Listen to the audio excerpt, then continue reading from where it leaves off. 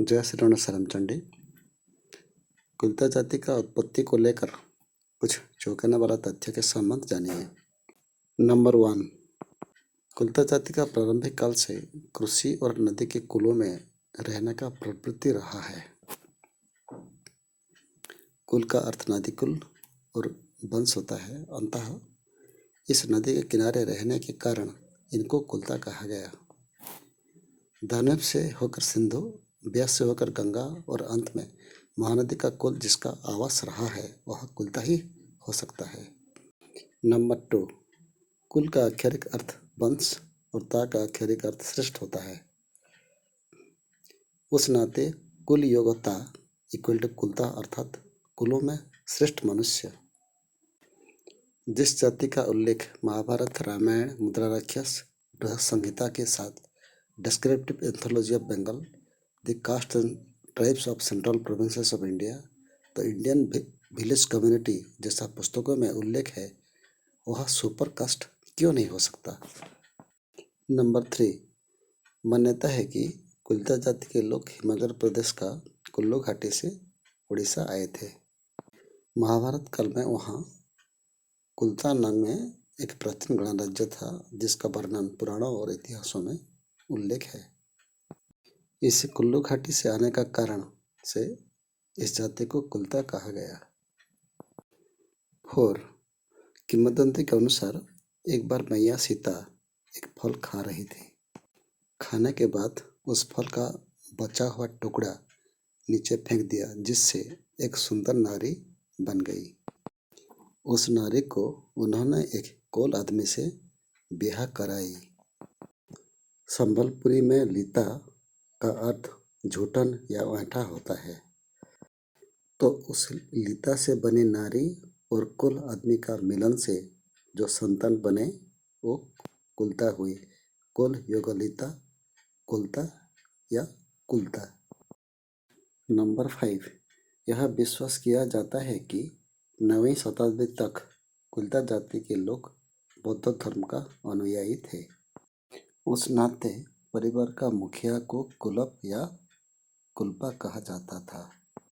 संभव है कि कुलप या कुल्पा से अपभ्रंश होकर बाद में कुल्ता हुआ होगा।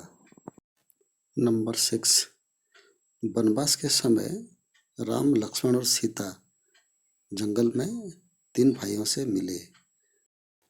उस समय उनको बहुत प्यास लगता था।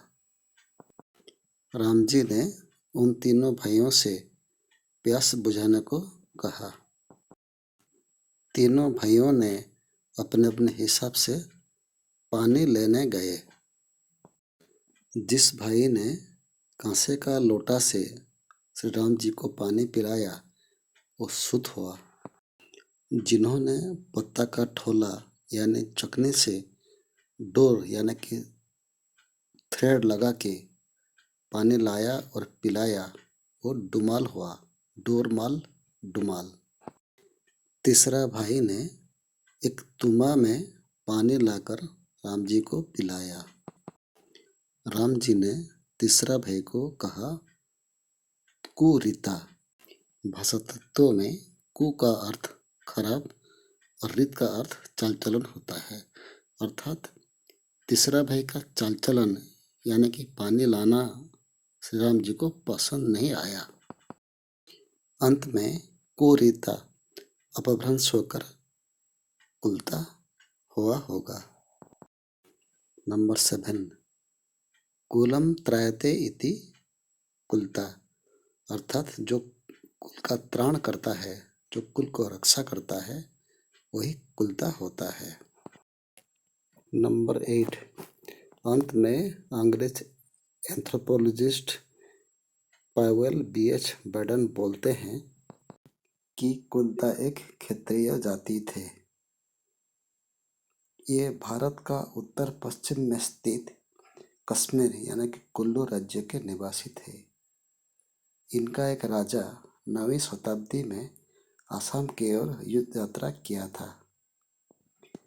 जाते समय मुख्य गोष्ठी से 2 समुदाय बिछड़ गए। उन लोगों ने बंगाल का दक्षिण पश्चिम की तरफ मुड़ गए। उनमें से एक समुदाय वर्तमान में उड़ीसा का बोनाईगढ़ में ठहरे और दूसरा थोड़ा आगे जाकर संबलपुर में बस गए। इनमें से एक समुदाय कुल्ता जाति के लोग और दूसरा संभवतः चौसा जाति के थे। इनमें से कुल्ता अपना कुल अर्थात परिवार से बिछड़ गए अर्थात लुप्त हो जाने के कारण कुलइता कुल्ता हुए। असल में कुल्ता, कुल्ता, कुल्ता, कुल्तिया, कुल्थिया आदि एक और अभिन्न हैं। इनमें से सही कुल्ता है। आशा करता हूँ कि कुल्ता जाति को लेकर इस व्याख्यान अच्छा लगा होगा तो आप अपनों में शेयर करना ना भूलें। इतना समय देखने के लिए धन्यवाद।